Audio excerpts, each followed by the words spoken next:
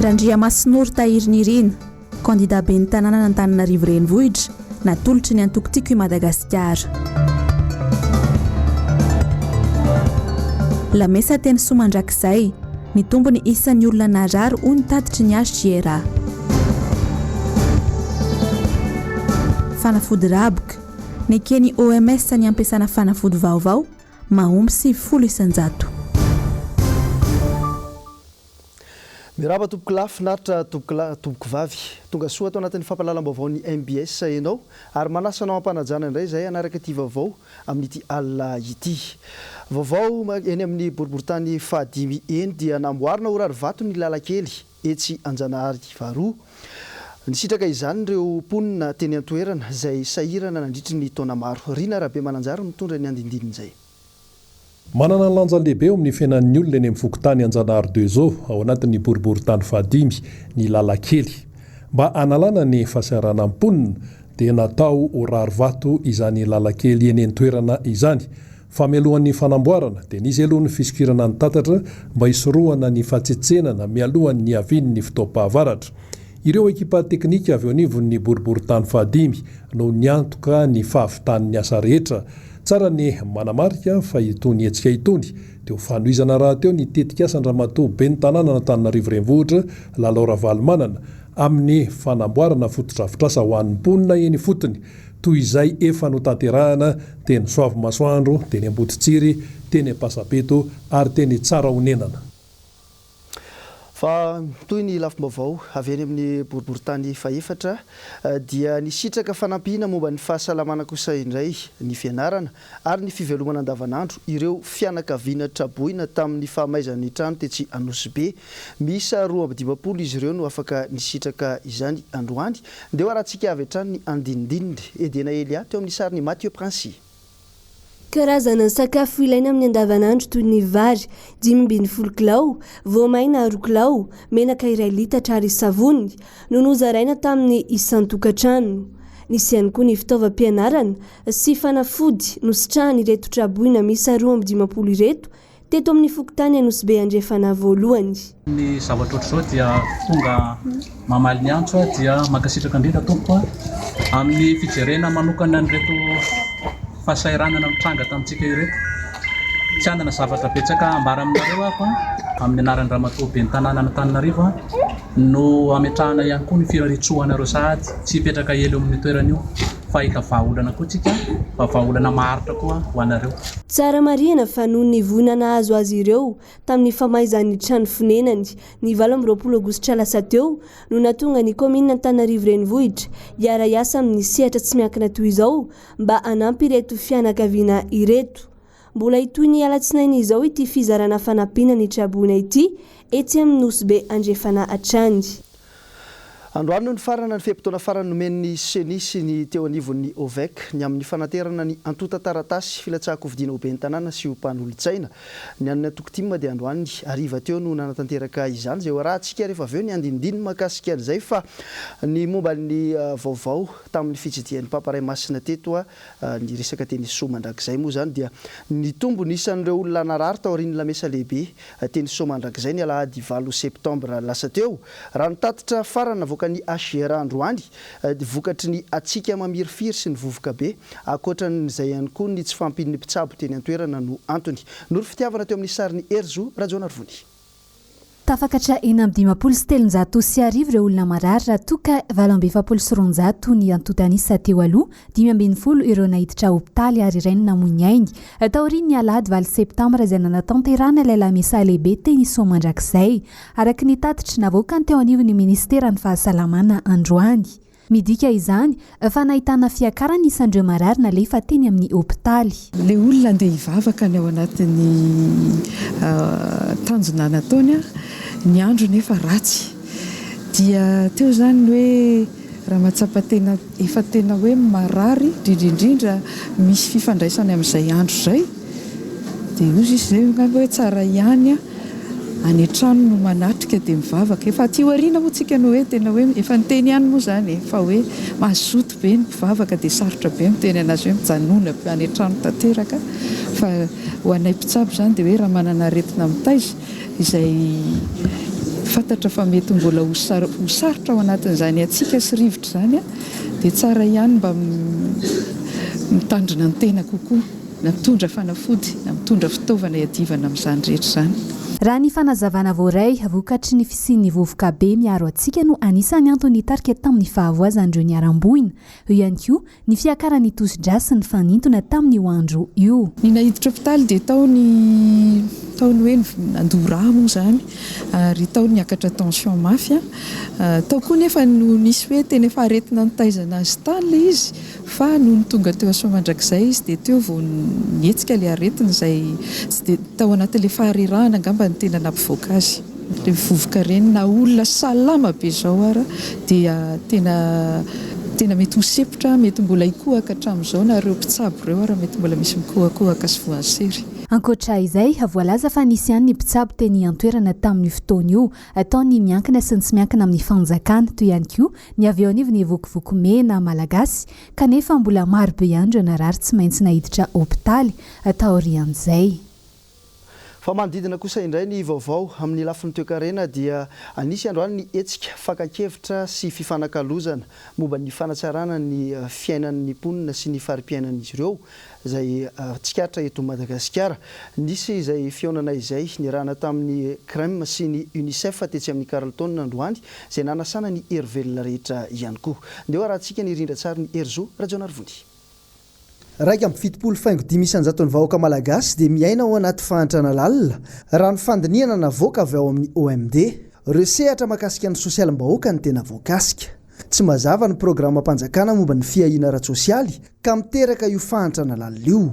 Ny fiahiana ara-tsosialy izay antoka ho an'ny fampandrosoana ny firenena. Raha jerevana zany ny situation misy amin'izao fotoana izao ireo amina secteur sosial izay anaovan'ny CREM analyse dia tsotra.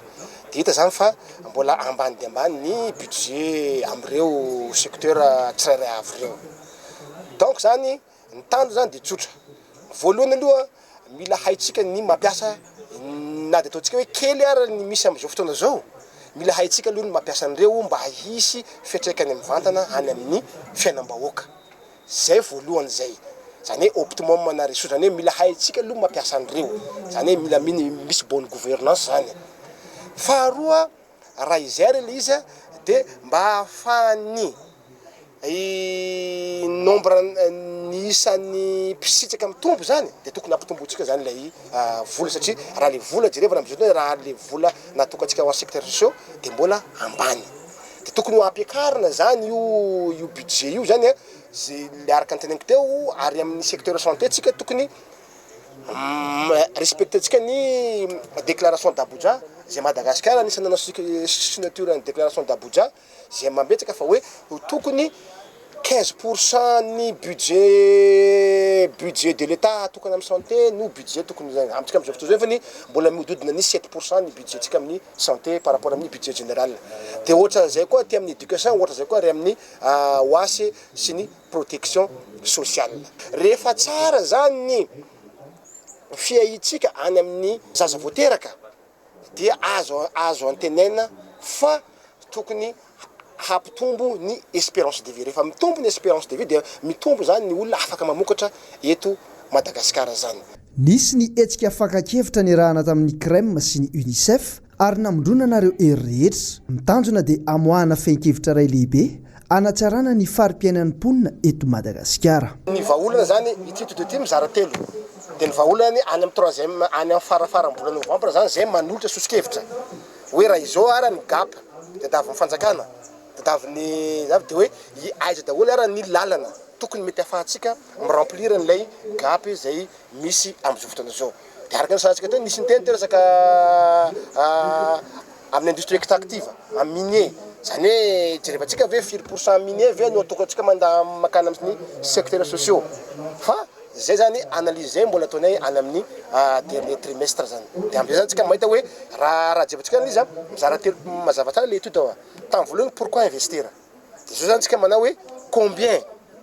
Dia amin'ny farany tsika miteny hoe ity zany ny analyse na espace budgétaire ahafahantsika mialimenter an'ilay caisse de l'État satria atsika teny foana eto fa tsy maintsy zavatra valy fa hoe les ressources misy mihitsy no kely eo ampiratana fandangana satria tsika mahita zao fa le taux de pression fiscale antsika inge modikodina eo amin'ny 12-13-14% maximum indrindra dika zany mbola kely mbola vita zany le olona contribuable mandoa impôt nefany tadidio fa ireny vola azotsika avy amin'ny contribuable reny no tambierina ndraikitra ahafahan'ny fanjakana manao investissement any amin'ny secteur sociaux zany. Ny olombelona no arena nefa raha dia zany aza dia tsy afaka mamokatra Madagasikara raha tsy manana olona salama tsara, manana fahalalana mifandraika amin'ny zava-misy mba tsy ho vesatra ho an'ny firenena. Mazava loatra araka izany fa ny sehatry ny fahasalamana sy ny fanabeazana no tena voakasika izany. Ao anatin'ny vatana tomady tokoa no misy ny saina matsilo, reo miaraka no afahana mampandroso ny Madagasikara fa no tanterahana androany maraina tetsy amin'ny ambasadiny Chine kosa indray ny salon des médias izay tafiditra indrindra amin'ny hetsika fanamariana ny fahafitopolo taona ny joroany ny Repoblika Entim-bahoakan'ny Chine. Ny anton'izy ity moa dia fanamafisam-piarahamiasa eo amin'ny Madagasikara sy Chine raha teo ihany koa. Lorette Berton teo amin'ny sary tahiriny ena. Miomana amin'ny fankalazana ny fahafitopolo taona ny joroany ny Repoblika Entim-bahoakan'ny Chine. Miara-dalana amin'izay ny fahafito-ambin'ny taona ny siny ny fiarahamiasa teo amin'ny gouvernemanta sinoa malagasy. Hetsika iray tafiditra amin'izany fanamariana izany ny salon des médias izay notanterahana ny alakamisy 12 septambra tao amin'ny ambasadiny Chine eny Nansana, nanasana ireo mpanao gazety malagasy. Hetsika izay toy ny fivahiniana tany Chine nataona délégation malagasy miisa 13 mianadahy misehatra eo amin'ny fikirakirana ny vaovao io. Tanjona ny ampiroborobo sy anamafy hatrany ny fiarahamiasa efa nisy teo amin'ny firenena rotonta sy ny anitatra izany amin'ny sehatra mivelatra kokoa. Tsy natao ambanin-javatra ny haino vakijery satria isan'ny hery iray mandray anjara mivantana amin'ny fampandrosoana ny firenena ny mpanao gazety. Firenena tena tokony ametrahana fiarahamiasa matotra sy mateza i Chine satria fitaratra iray lehibe maneho ny tena fivoarana sy fampandrosoana miara-dalana amin'ny fikajiana ny tontolo iainana. Voaporofo izany rehefa miresaka ny tantara sy ny lalana ny diaviny tao anatin'izay fitopolo taona izay. Ny 2 oktobra 7 no nahaleo tena voalohany i Chine. Tsy zarizary ny toe-karena tany am-piandohana. I Chine izay isan'ny firenena mivelona amin'ny fambolena vary tahaka ny Madagasikara ihany. Tao anatin'ny taona vitsy monja nefa no nivoahan'i Chine tao anatin'ny fahantrana lalina nampiarana ireo fotodrafitrasa maro samihafa izay nitondra ho amin'ny fampandrosoana. Ankehitriny, voasikajo firenena faharoa eran-tany matanjaka indrindra raha toe-karena i Chine ary tsy mitsahatra mitombo ny tahany mponina tafiala amin'ny fahantrana lalina ny antoerana. Firenena be mponina indrindra izy satria 2.3 miliara ny isan'ny mponina ao amin'izao fotoana. Miara-miasa raha toe-karena sy ara-barotra amin'ny firenena miisa 770 maneran-tany ny Repoblika Entim-bahoakan'ny Chine amin'izao raha tsy nisy afa-tsy folo izany tany am-piandohana. Ny firenena Afrikanina no mahazo tombony betsaka indrindra amin'ny fiara-miasa amin'ny firenena sinoa. Tsy latadanja amin'izany i Madagasikara. Tao anatin'izay 17 taona ny arahaniasa ny gouvernemanta sinoa malagasy izay, efa fotodrafitrasa maro ny tafatsangana, fiainam-piarahamonina maro no nivoatra, no ny fisian'ny tetikasa marobe no tohanan'ny firenena sinoa. No amafisindramatoa Yang Xiaorong, ambasador ny Repoblikan'ny Chine Entim-bahoaka eto Madagasikara, fa ilaina ny fiarahamiasa eo amin'ny Afrika sy Chine satria afaka manampy amin'ny fampandrosoana ny sinoa. Vonona amin'izany raha teo ny gouvernemanta sinoa izay soloany teny eto Madagasikara mba samy hahazo tombotsoa sahaza azy ny andaniny sy ny ankilany. Irariana ho hiatrana izy mba hiamafy ny fifankatiavana sy firahavaviana efa nisy teo amin'ny Madagasikara sy Chine. Ndeha hiverina amin'ny pejy politika avy hatrany isika, tsy ny sezana ny voninahitra no mamaky an'Andriamatoa Marc Ravalomanana fa ny tombotsoa ambonin'ny firenena sy ny vahoaka malagasy. Na dia teo aza ny fangatahana vondrona parlementaire sy ny fikambanana maro samihafa ny amin'ny fangatahana ilatsahana Andriamatoa Marc Ravalomanana ho fidiana ho ben'ny tanàna n'Antananarivo dia tsy ambony zany fa ny firenena aloha. Dia nisy ny vaovao izay natrehany ny mpanao gazety ny MBS Germaine Menjanahary sy Tokiramarola teny amin'ny OVEC. Vorolanina tetsy amin'ny OVEC Antananarivo renivohitra teny Nansana ny teo anivony Antokotiko Madagasikara sy ny fikambanana hafa izay mitovy jery amin'ny Antokotimo ny ariva teo ny andro ny fametrahana ny taratasy sy firotsahako fidiana ho ben'ny tanàna eto Antananarivo renivohitra. Tsy ny sezana ny voninahitra no mamaky an'Andriamatoa Marc Ravalomanana fa ny tombotsoa ambonin'ny firenena sy ny vahoaka malagasy. Tafiditra ao anatin'izany ny fanomezana sehatra ny tanora eo amin'ny asa fampandrosoana ny firenena indrindra fa ny renivohitry Madagasikara. Andriamatoa Randriamasinoro Tahiriny Irina no natolotra Andriamatoa Marc Ravalomanana ho kandida ben'ny tanàna eto Antananarivo renivohitra amin'ny anarany antoko tiako i Madagasikara. Hitantsika eto zany ny kandida natolotry ny tiako Madagasikara amin'ny ben'ny tanàna eto Antananarivo renivohitra zany dia Randriamasinoro Nirina. Hito izy ito ary hitantsika amin'izao fa olona sady vonina no sahy. Izy no natolotry ny tiako Madagasikara sy président Marc Ravalomanana. Tanora vonina ny anandratra avy ny renivohitra Madagasikara ny lehilahy ary efa mipetrapetraka avokoa ny paikady rehetra mba hanohizana ny asa efa natomboko ny teo aloha. Ankoatra izay ny fanatsarana ny fiainan'ny mponina eto Antananarivo. Io zany challenge atao io azo atao daholo zavatra rehetrarehetra io eto. Teknika fotsiny amahantsika an'io ary zay ny antony safidianan'ny président anazy zany tao anatin'ilay izy. Zanona ho teknisianina foana zany fa nanapa-kevitra hoe aleo miroso lalindalina.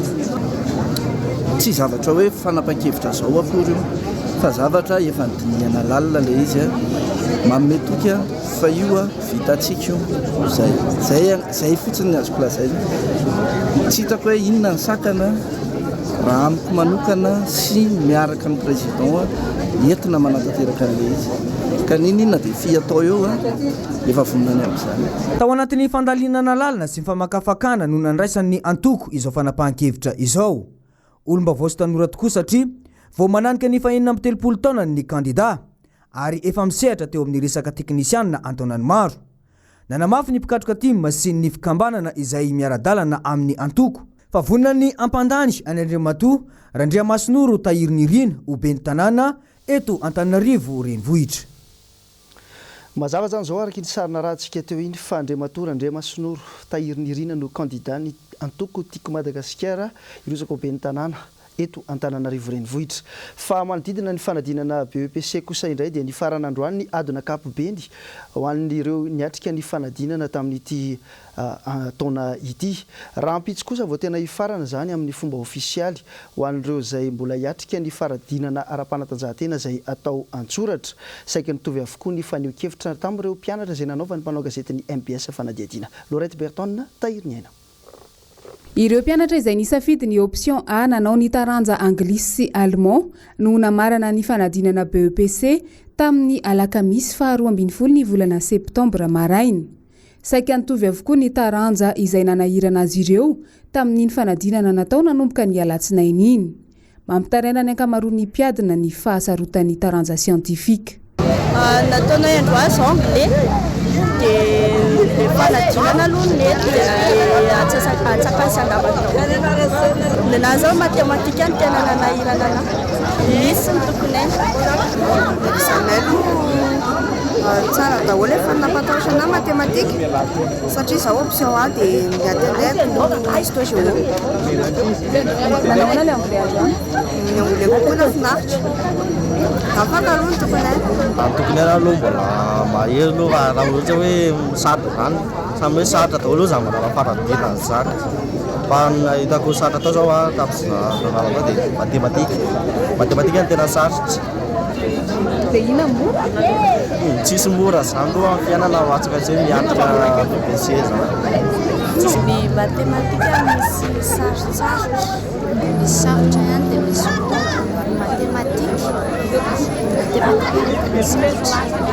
Ny option A dia iray amin'ireo safidy ataon'ny ankizy ao amin'ny taona fahatelo rehefa hanao ny fisoratana anarana amin'ny fanadinana BEPC. Misafidy ny option A ny mpianatra iray rehefa mahatsapa izy fa mahafehy kokoa ny taranja literaire noho ny siantifika.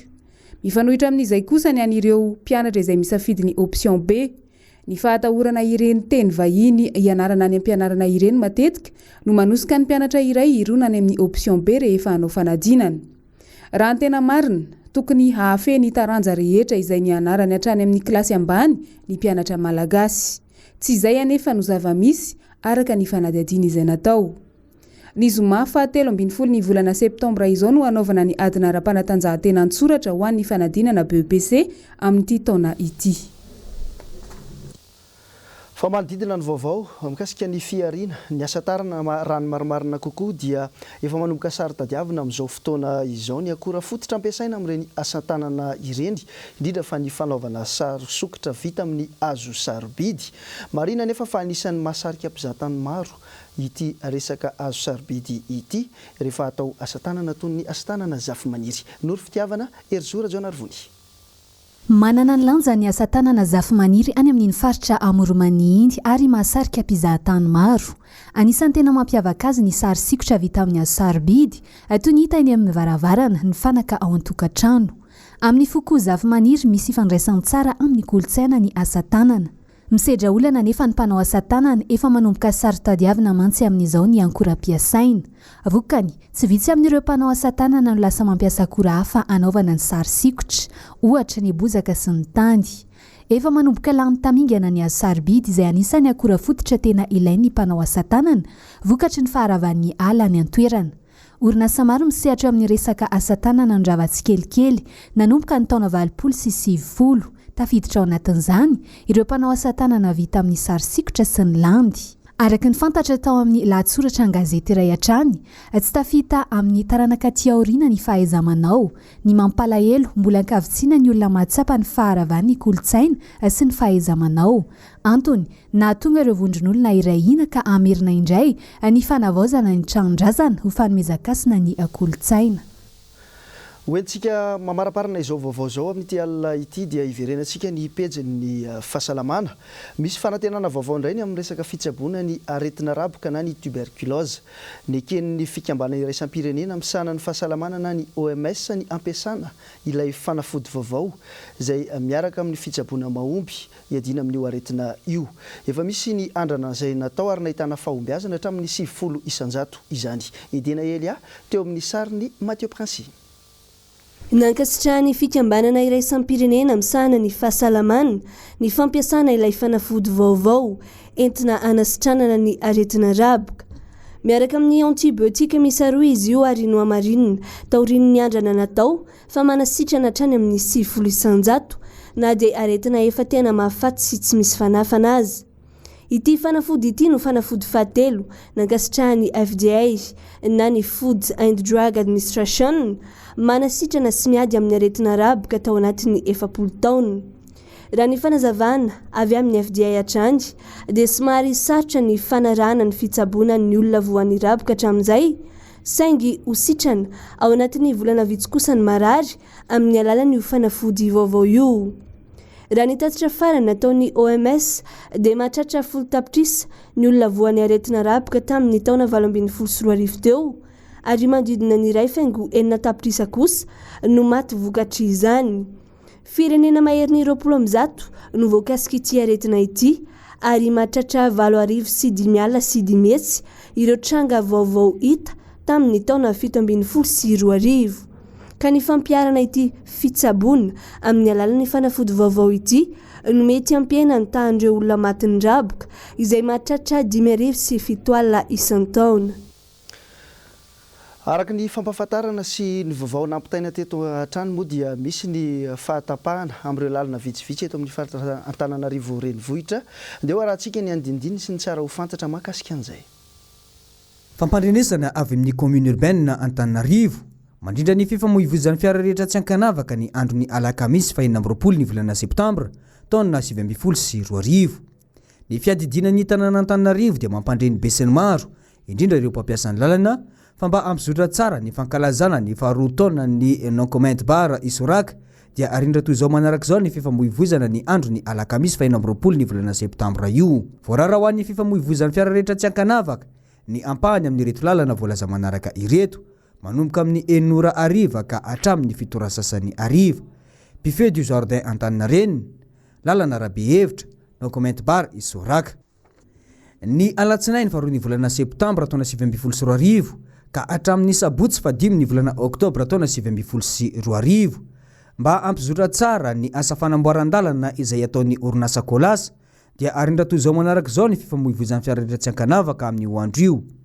Voarara ho an'ny fifamoivoizan'ny fiara rehetra tsy ankanavaka ny ampahan'ny lalana eo anelanelan'ny Carrefour manoloana ny Collège Rasalama PK1 plus 536 ary ny Carrefour La Rotonde PK1 plus 775. Noho izany ireo fiara avy any Ampandrana te hiazo iny lalan'iny dia mankany Andravoangy ambony, Andravoangy ambany, Mahavoky La Rotonde.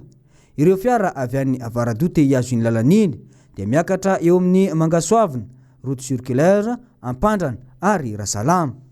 Alahady fahenina ny volana Oktobra taona 2024 mba ampirindra tsara ny etsika lokores andiany fahadimy izay karakaray ny orinasa Okalo dia arindra toy izao manaraka izao ny fifamoivozana amin'ny oandrio. Voarara ho an'ny fifamoivozan'ny fiara rehetra tsy ankanavaka ny ampahany amin'ireo lalana voalaza manaraka ireto manomboka amin'ny 10 sasany ka hatramin'ny 12 sasany. Malona ny Kianja aneksa Mahamasina, sisiny Tamboho Saint-Michel, Antsahamanitra ambany, Anosy manoloana ny Carleton, manoloana ny Sena, Mahamasina, koa ilazana ny tsirairay mba anaraka ny toromarika omeny tompon'andraikitry ny filaminana sy ny fandrindrana ny fifamoivozana eny antoerana. Tapitra ny vaovao tamin'ity alina ity, angasitrahana feno ianao tany atokantrano nanaraka ny vaovao teto amin'ny MBS aza misaraka amin'ity fahita lavitra aminao ity. Isaorana teknisiana sy ny mpanao gazety rehetra. Veloma tompoko lahy, finaritra tompoko vavy.